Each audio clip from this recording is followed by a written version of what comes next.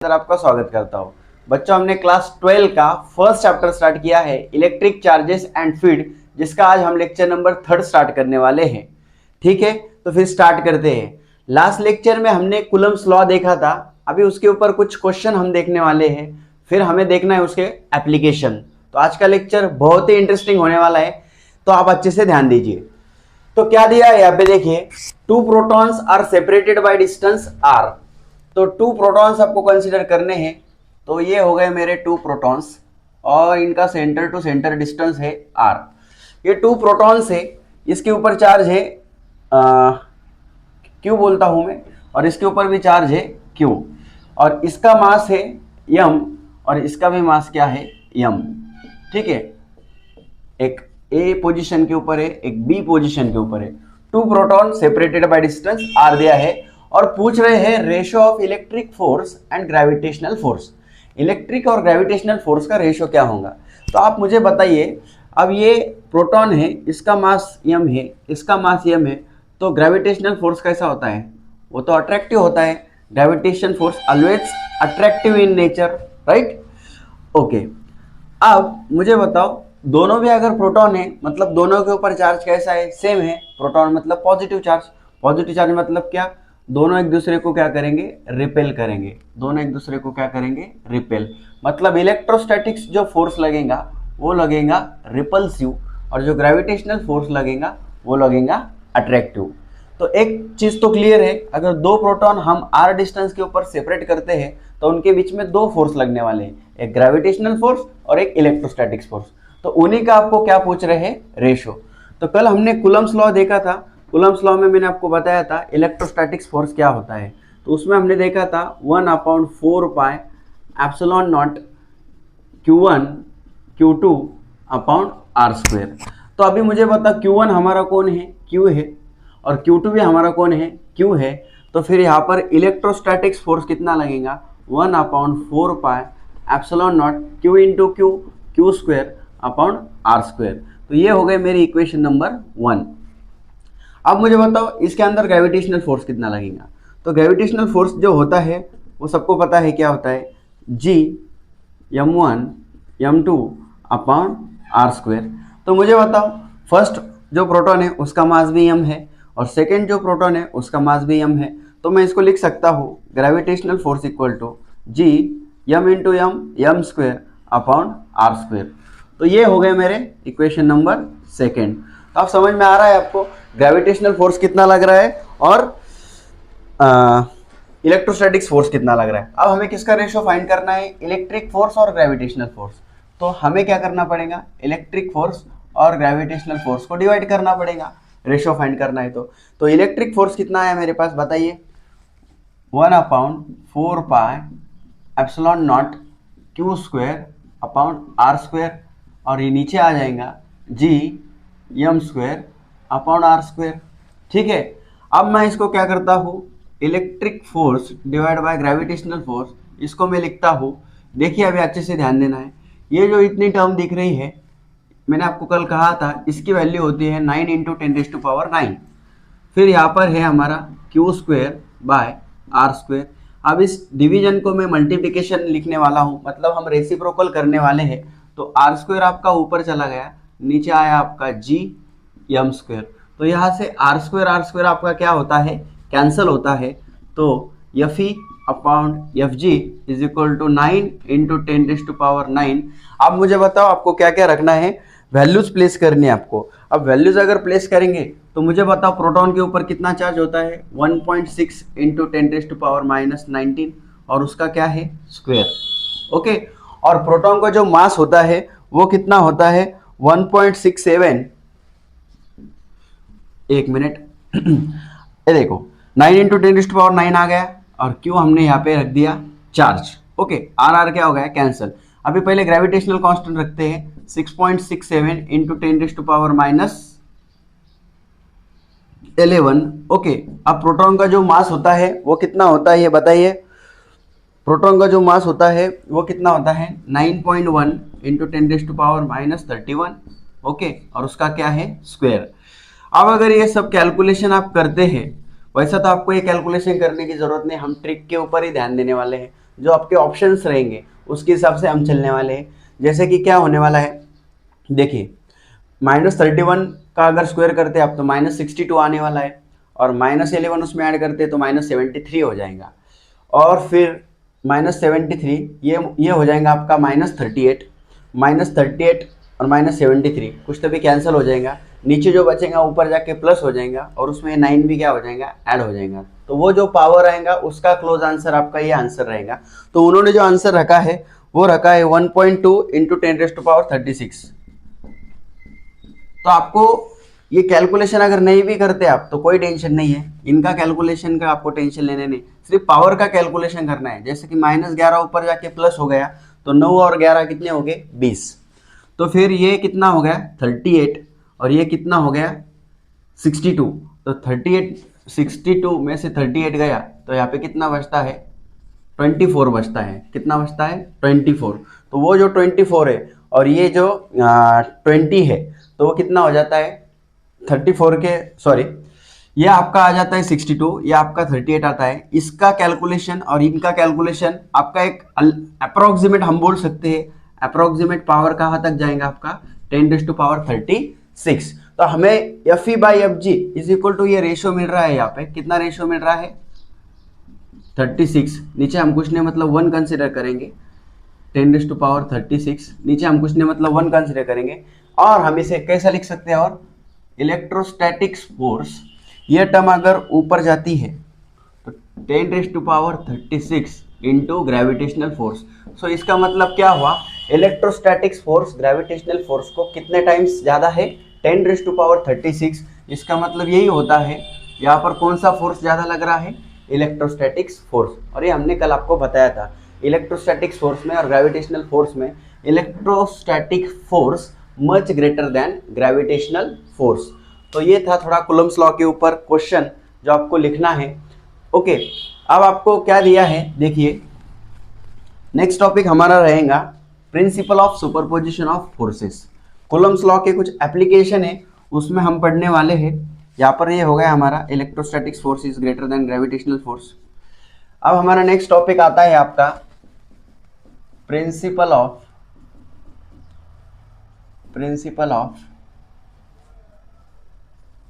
Superposition, principle of superposition of forces. तो बहुत ही आसान टॉपिक है, इसके तरफ भी ध्यान देना है। लेकिन मैं आपको बता दूं हमारा लेक्चर नंबर 3 स्टार्ट है, तो इसके पहले 2 लेक्चर अगर आपने नहीं किए तो आज आपको कुछ समझ में आने वाला नहीं है। तो प्रिंसिपल ऑफ सुपरपोजिशन क्या होता है, देखिए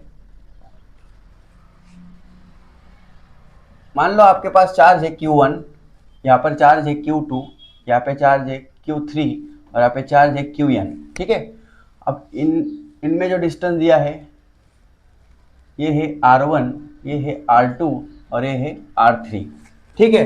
अब मुझे बताओ कोई भी 2 चार्जेस अगर आप R डिस्टेंस के ऊपर सेपरेट लेते हैं, जैसे कि यहाँ पे आपका Q1 and Q2 R distance के ऊपर सेपरेट है, Q1 and Q3 R distance के ऊपर सेपरेट है, Q1 and Qn R distance के ऊपर सेपरेट है। मतलब हर 2 चार्जेस के बीच में यहाँ पे कौन सा फोर्स लगने वाला है, यहाँ पे लगने वाला है आपका इलेक्ट्रोस्टैटिक्स फोर्स। तो हर 2 चार्जेस के बीच में कौन सा फोर्स लगने वाला है, इलेक्ट्रोस्टैटिक्स फोर्स। तो यहाँ पर एक चीज ध्यान दे सकते हैं आप, Qn किसके ऊपर फोर्स लगाएगा, Q1 के ऊपर, Q3 भी किसके ऊपर फोर्स लगाएगा, Q1 के ऊपर, और Q2 भी किसके ऊपर फोर्स लगाएगा, Q1 के ऊपर। मतलब Q1 के ऊपर कुल मिला के 3 फोर्स यहाँ पे लग रहे हैं। जितने चार्जेस आप वहां पे लेंगे उतने फोर्स वहां पे किसके ऊपर लग रहे हैं, Q1 के ऊपर। तो प्रिंसिपल ऑफ सुपरपोजिशन फोर्सेस क्या होता है, जो Q1 के ऊपर जो नेट फोर्स लगने वाला है वो जो रहने वाला है, ये हर दोनों के बीच में जो फोर्स रहने वाला है उनके समेशन को क्या रहने वाला है, इक्वल रहने वाला है। जैसा कि मैं यहाँ पे बोल सकता हूँ जो नेट फोर्स है आपका, नेट फोर्स, तो Q1 के ऊपर जो फोर्स लग रहा है तो मैं उसको कैसे लिखूंगा, मैंने आपको कल पढ़ाया था, force on 1 due to 2, then force on 1 due to 3, then force on 1 due to n number of charges. ऐसा हम सो ऑन कंसिडर कर सकते हैं। तो ये जो नेट फोर्स लग रहा है, अब हमें इसे कैसे लिखना है, देखो तो मैंने आपको बताया ग्रेविटेशनल फोर्स का फॉर्मूला क्या होता है, ग्रेविटेशनल फोर्स का फॉर्मूला होता है, सॉरी इलेक्ट्रोस्टैटिक्स फोर्स का फॉर्मूला क्या होता है, 1/4πε0 Q1 Q2 upon R square. ऐसा बेसिक फॉर्मूला हम लेते हैं, राइट।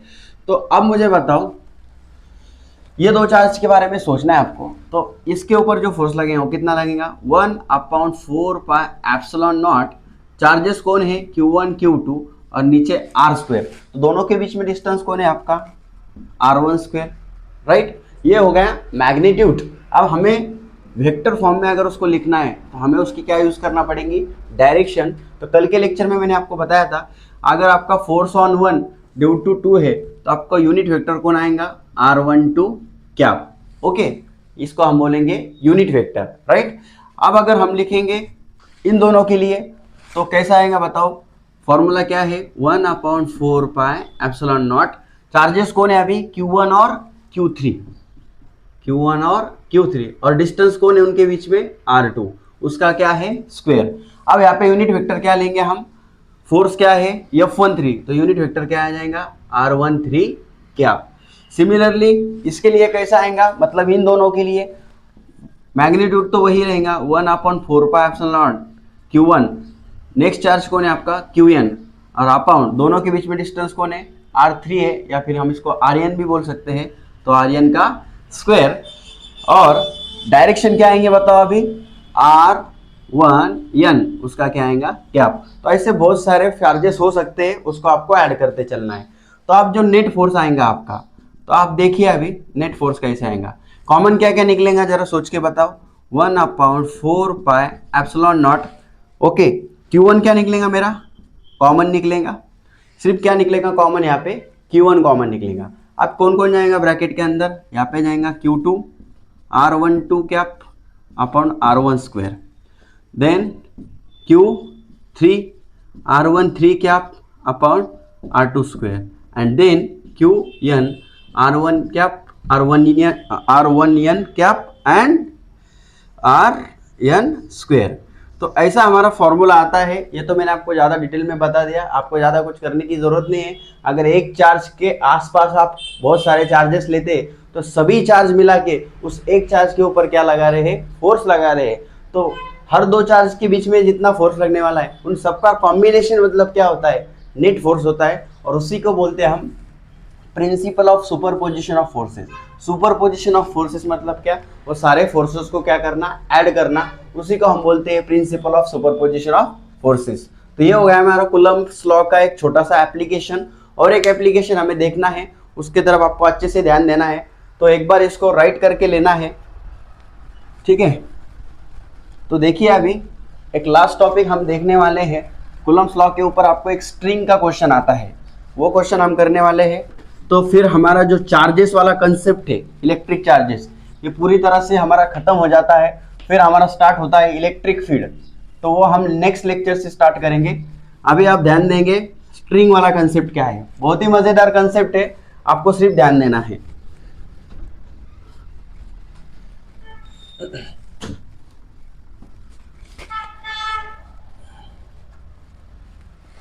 ओके, स्ट्रिंग वाला कंसेप्ट क्या होता है देखिए। अभी एप्लीकेशन ऑफ कूलम्ब्स लॉ देख रहे हैं हम, एप्लीकेशन ऑफ कूलम्ब्स लॉ। तो इसमें एक एप्लीकेशन होता है, स्ट्रिंग वाला कंसेप्ट आता है। एक स्ट्रिंग है, ओके, और एक स्ट्रिंग में यहाँ पे ऐसे दो चार्ज बंधे हुए हैं दोनों साइड में। यहाँ पे एंगल थीटा है, यहाँ पे भी एंगल कितना है, थीटा, सेम एंगल है।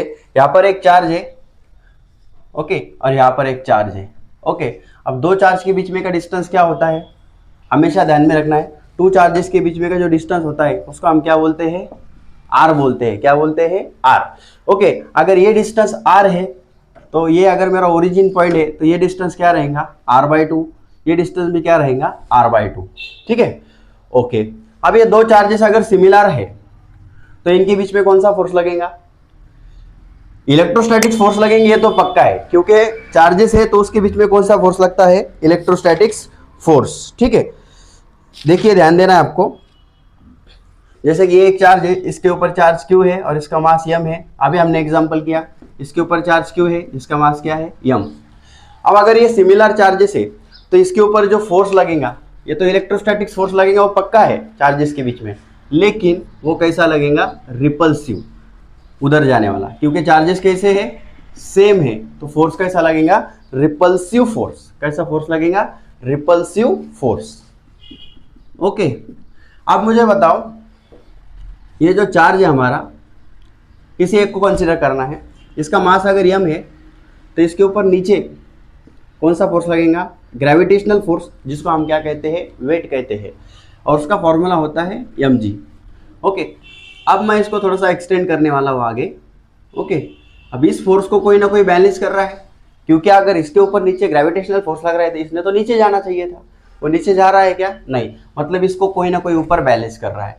तो मुझे बताओ, ये आपको z दिख रहा है यहाँ पे, ये एंगल अगर थीटा है तो ये एंगल भी मेरा क्या है, थीटा। अब ये जबकि स्ट्रिंग का कंसेप्ट हम पढ़ रहे हैं तो सबको पता है स्ट्रिंग के ऊपर क्या लगता है, टेंशन लगता है, उसको मैं टी डैश बोलता हूँ यहाँ पे।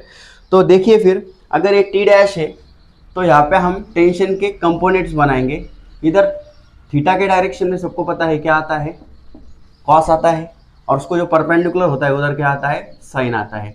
तो जो टेंशन है उसके हमने कंपोनेंट्स बनाए, टी डैश कॉस थीटा और टी डैश साइन थीटा।